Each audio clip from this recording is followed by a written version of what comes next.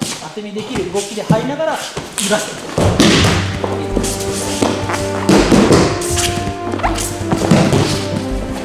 こんにちは、白川隆二です。白川隆二先生の合気道シリーズついにスタート。この接点、ここのつながりでバランスをとっていく。スペインをすることで内さばき、でまたこういう技術とつながりとバランスと筋肉、ダイナミックな動きの秘密は何なのか、どんな理由があるのか、じっくり聞いてみましょう。こんにちは、白川隆二です。今回合気道が黒帯ワールドで初めて登場していただけるということで、ありがとうございます。嬉しいです。ようやく黒帯ワールドに合気道を取り上げていただいたのがすごく嬉しいですね。実は私、合気道の知識ゼロで、今日の練習を拝見して、僕が非常に驚いたのが、印象的だったのはこの非常に動きが大きい、全身を使ってダイナミックに動くっていうことと、あとはよく武道って直線じゃなくて円の動きが大事って言われますけど、これなんか円という円だけど、もうそれ通り越して球体みたいなイメージがあったのと、あと受け身ですよね。これはなんという危険な受け身なのに、本当に軽やかになんか皆さんやられているので、ちょっとその辺のですね、私はじめ多分黒帯ワールドファンでも合気道のことを知らない人がいっぱいいると思いますので、白川先生のからいろいろ解説をしていただきたいんですが。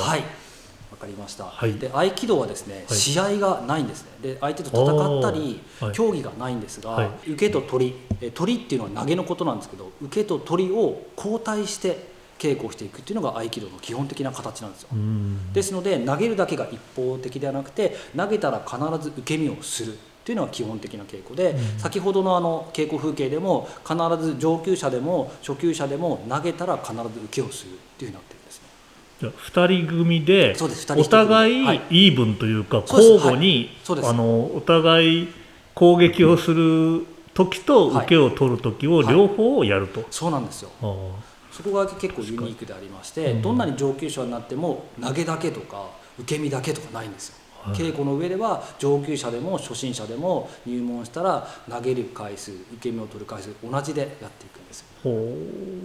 でもなんか今日も稽古も若い方がすごく多かったですけど、実はですね、老若男女合気道はできるんですけども、全国的にやっぱ子供かあるいはある程度年齢がいった人が多いんですけど、若い層が意外と稽古してるって少ないんですよ。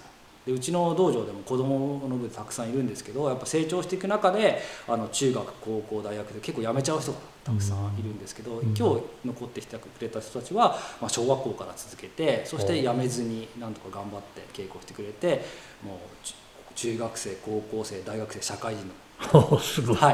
いやでもそう思いましたよ。これだって若いのにあれだけの動きができるというのは、これは相当ベテランだろうと。そうですね。つい最近始めた人ではないんだろうと思って、ずっと何回も何回も繰り返して、やっていたんですね。で、白川先生、具体的にですね、動きがこう大きい、ダイナミックというか、これってのは何かあるんですよ。合気道は円の動き、円っていうのは丸い円で、球体の動きでもあるんですよ。球体のこの丸い動きでもあるんですね。で、あとは直線的な動き、まっすぐ入る動きと、こう転換の動き、こう丸い動きでさばいていくっていうので、なんで大きく動いていたかって、実は理由がありまして、もちろん小さく動いて投げることも簡単にできるんです。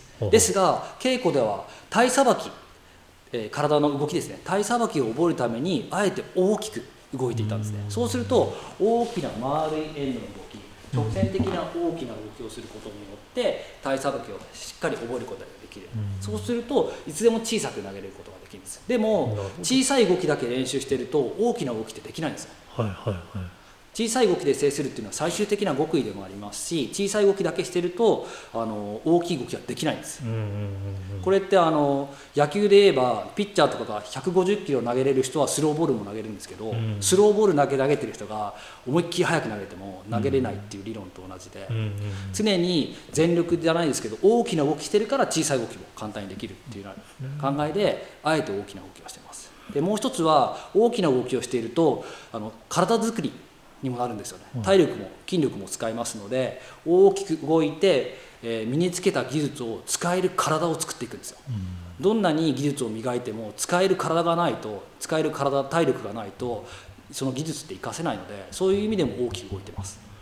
じゃあまずそのダイナミックな動きっていうののなんかポイントをちょっと実演で見せていただきます。そうですね。例えば小さく動くってすごく簡単で、小手返しっていう技がこうやればもう絶対最小限の動き、何も動いてないですよね。血管もして、あと小さい距離で効果的でこれもいいんですが、これだとやっぱり全然体を使ってないじゃないですか。確かに上半身とか手首の力だけで、そしたら体が弱くなっちゃうんですよ。やっぱ体作りの面では特に若い人たちにとってこんな動きだけで実際制することができないので、足腰を鍛える、体のバランスを整えるという意味でもあえてこう大きい。なる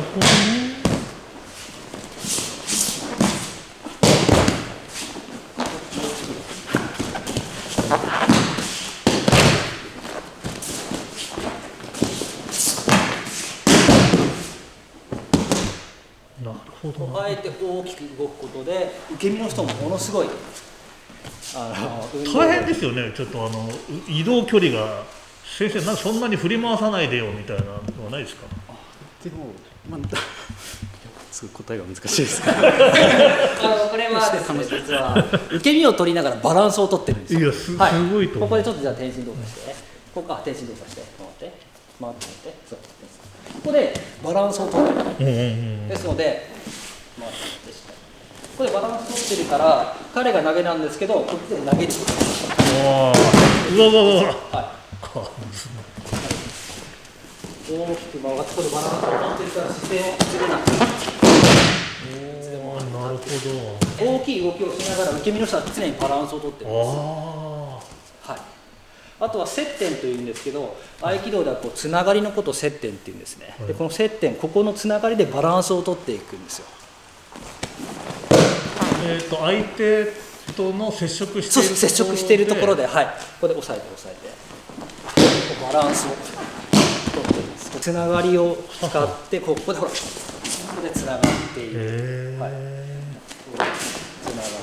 ている、つながりを意識して、全身のこの常にこう不安定な状況の中でバランスを取ってるんですね。そうなんですよ。どうしても姿勢が回って普通はこうなるんですね。なったり、なりますね。あとは足ですね。なったりするんですけど、常に半身を意識するといって、半身、こうすると半身じゃないんですけど、手と足が一緒になる、一直線、半身というんですが、常に攻撃側も半身なんです。半身なんです。これバランスをと、受け身の人もバランスをとってるんですよ。攻撃をしながら半身をとってバランスをとっている。手と前足と後ろ足が一直線になってる。そうなんです。でこのバランスとのすごく難しくて、そこもやっぱり稽古でつながりとバランスと筋力、そこを養成するためにあえて大きい動きをしてるんですね。合気道っていうのはなんか小さい動きでクッてこう相手が倒れるみたいなイメージがあるもんですから、こういう大きい動きをちゃんとするんだって。それはでも道場によってです。私の道場はそういう指導方針でやってますね。小さい動きはもう最終境地で稽古していけば最終的にはできるんじゃないかっていう考えです。なるほど。特に若い人は体作りのためにしっかり投げてしっかり受け身を取らせてます。これほど大きく動くっていうことは、その足さばきっていうのは僕もやっぱそこすごい気になってさっきからよく見てたんですけども、本当にすごいじゃないですか皆さん。そうです。体さばきはもう体さばきと受け身っていうのをもう徹底してやってます。ドタバタしないというか、あれはどういった練習法があるんでしょうか。あれは常に稽古でドタバタしないようにするんですよ。無駄なこう間合いを取るってやつですね。間合いですよね。例えば打ち込みが一番難しい。打ち込みっていう動作こういうのがあるんですけど、はい、例えば横目打ちそうこれバタバタしないですよ。ここで一回打つだけ。ここでバタバタしないですよ。確かに。はい。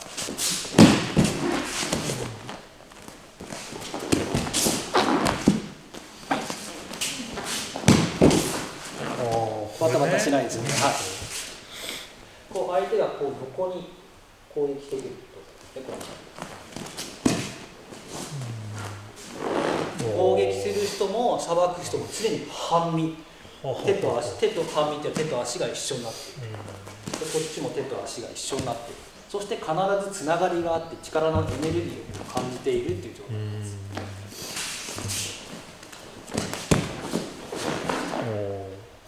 ちゃんとでもその後から来る足が必ずこう円を描いてるっていうのはすごいですね。そこも練習なんですよ。常に半身を保つっていう練習なんです。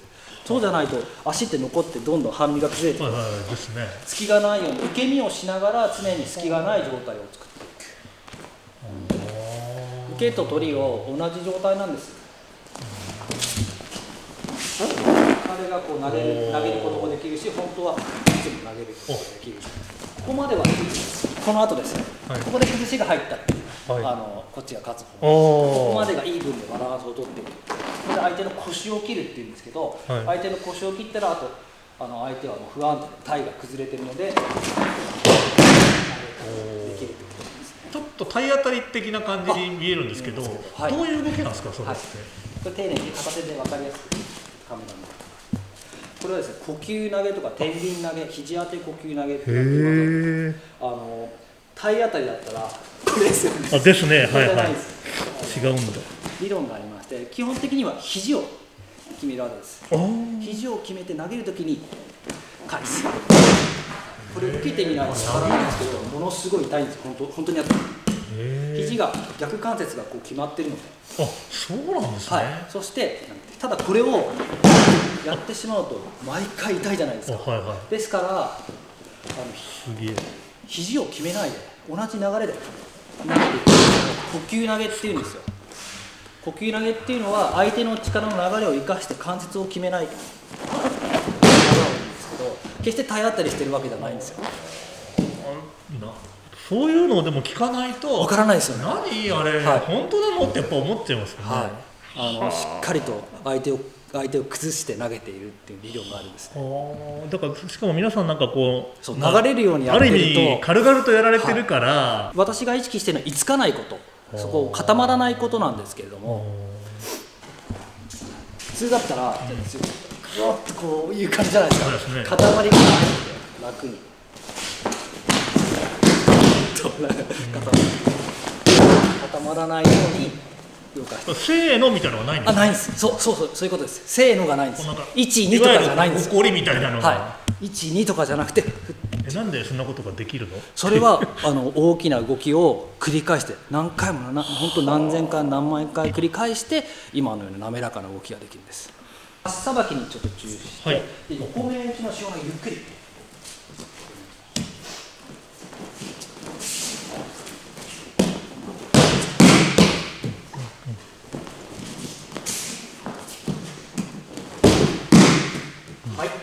これは横目打ちの四方投げというんですけれども、はい、どういうさばきが入っているかというと丸い動きなんですよね。丸い動き。相手の前にこう入る。円運動。丸いさばき。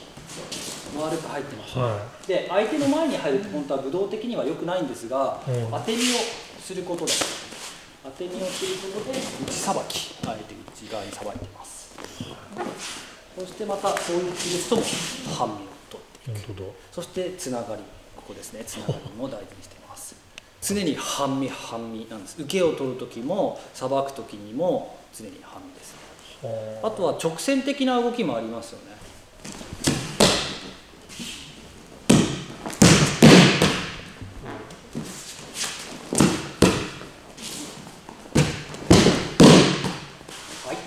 今度は直線的な動き出てきますから、でよし今度は円ではなくて直線的な線の動きで入っていくんです。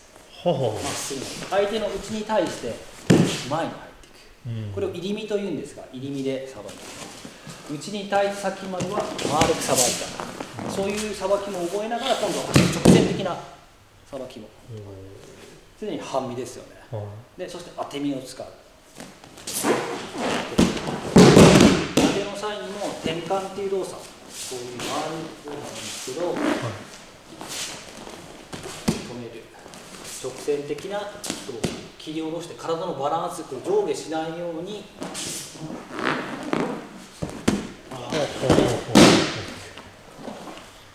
今こうやられる側の人は体勢的には結構きついですよね。はい、これもですね、あえてやってることなんですね。危ないってはい、危ないというか、受けもしっかりお腹で受ける、腹で受けるっていう。ですね。この体勢ってのは。はい、もちろんちょっと呼吸をやってみてください。受け方なんですよ。合気道って受け方、受けと取りを交代するので、受け身の仕方が非常に重要で、やる気なければこうやったらいいですよ。こう掴み方も悪いし、こういう感じでこうやってもいいんですけど、そしたら受け身の人は鍛えられないんですよ。はい。しっかりお腹、腹で受けることで体全体で受けるってことなんですね。体全体で受けることで受け身の人もしっかり相手の力のエネルギーも感じるし、そして体作り、柔らかい体作りなので、受け身の仕方です。こう投げるのは同じなんです。はい、常に体の一部分で受けるわけではなくて、全体、腹を意識して体全体で受け身をしていくというふうにしておきます。白川隆二先生の合気道シリーズ、次回は受け身。Everyone is a hero in 黒帯ワールド。黒帯ワールドでは誰もがヒーロー、もちろんあなたも。それではまた黒帯ワールドでお会いしましょう。